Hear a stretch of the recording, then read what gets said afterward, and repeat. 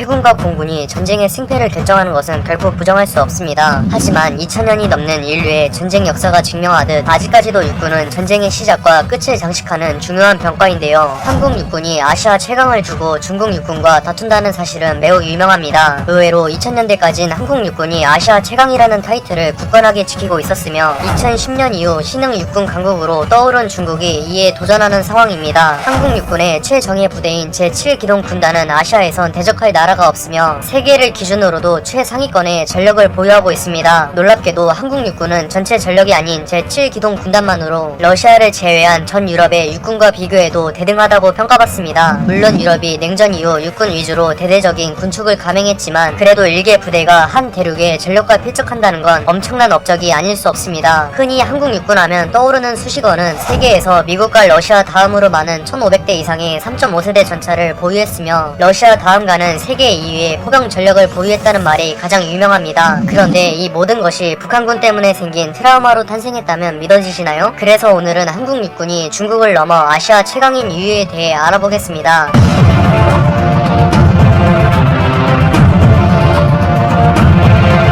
당연하지만 현재 한국 육군과 북한 육군의 격차는 압도적으로 벌어졌으며 말 그대로 하룻강아지가 굴줄인 호랑이에게 겁없이 덤비는 것이나 마찬가지입니다. 그러나 안타깝게도 한반도가 절반으로 갈라진 한국전쟁 당시에는 한국과 북한의 상황이 정반대였습니다. 당시 소련의 전폭적인 지원을 받은 북한이 수백 대의 T-34를 동원해 침공했을 때 전차가 없어 서울이 점령당하고 부산까지 밀린 한국의 심정은 말로 표현할 수 없었습니다. 심지어 북한은 현재도 구형이지만 T-54와 T-62 같은 전차를 4,000대 넘게 보유하고 있습니다. 거기다 종전 이후 소련의 영향을 받아 포병을 중요하게 여긴 북한군이 휴전선 인근에 다수의 견인포를 배치해 서울을 포함한 수도권이 위험했습니다. 당시 한국군은 해군과 공군에 투자할 예산이 없었기 때문에 똑같이 전차와 포병으로 맞대응한 것이 수십 년이 지나 지금에 이르렀습니다. 물론 미국처럼 돈이 썩어나지 않는 이상 현재도 공군보단 포병이 비용이나 활용면에서 훨씬 효율적이며 한반도 같은 산악지대에선 더욱 그렇습니다. 무엇보다 한국이 세계 3, 4위권의 기형적인 육군을 보유하게 된 것은 미국의 의도인데요. 미국은 중국과 가까운 한국은 육군을 상나라인 일본은 해군을 집중 양성하도록 지시했습니다. 그리고 공군은 양국이 힘을 합쳐 유사시 중국과 전쟁이 벌어질 경우 두 나라가 협력하여 대항하도록 설계했습니다. 물론 최근 험난해진 한일 관계로 이게 제대로 가동할진 다소 의문입니다. 한국 육군과 중국 육군 중 누가 아시아 최강이냐는 주제는 한국과 중국은 물론 전 세계의 밀떡들에게 중요한 토론입니다. 애초에 대륙국가라 영토가 방대한 중국이 본인들 기준으로 쥐꼬리만큼 작은 한국에게 육군은 우열을 가릴 수 없다는 점에서 한국 육군의 위험을 알 수 있는데요. 하지만 중국이 해군과 공군에 비하면 육군에 딱히 관심이 없어서 투자가 빈약한 것을 감안해야 합니다. 전차를 포함한 기갑전력에선 어느 쪽도 우위를 가릴 수 없습니다. 한국은 세계 최강급인 K2를 필두로 1500대의 3.5세대 전차를 보유해 성능에서 훨씬 우위를 점하고 있지만 문제는 물량인데요. 중국도 나름 3세대로 평가받는 9구식 전차만 1100대를 보유하고 있으며 그 외에 2.5세대 전차인 96식 2500대를 포함해 전차만 무려 6100대를 운용하고 있습니다. 이를 한국 육군이 전부 감당할 수 있을진 섣불리 장담할 순 없습니다. 포병에선 명백히 한국 육군의 우위라고 볼 수 있습니다. 특히 포병의 핵심인 자주포 전력에서 한국은 현존 최강급으로 평가받는 K9을 다수 보유했기 때문에 아직도 견인포가 주력인 중국 육군에게 자주포의 성능과 물량 모두 훨씬 우위에 있습니다. 그 외에 헬기 전력과 지원 전력에선 중국의 우위가 확실하며 종합적으로 양쪽 모두 아직까진 대등하다고 볼 수 있습니다. 확실한 것은 초강대국인 미국과 그에 준하는 러시아를 제외하면 중국 육군을 상대로 전면전을 감당할 수 있는 국가는 전 세계에서 오직 한국과 인도뿐입니다. 물론 한국 육군이 세계 3, 4위권의 전력을 보유한 것은 매우 자랑스러운 일입니다. 그러나 현대전에서 승패를 결정짓는 것은 해군과 공군인 만큼 이들에게도 많은 투자와 관심이 필요하다고 생각합니다. 또한 20대의 청춘을 바쳐 나라를 수호하는 국군 장병들의 복지도 지금보다 개선되길 바랍니다.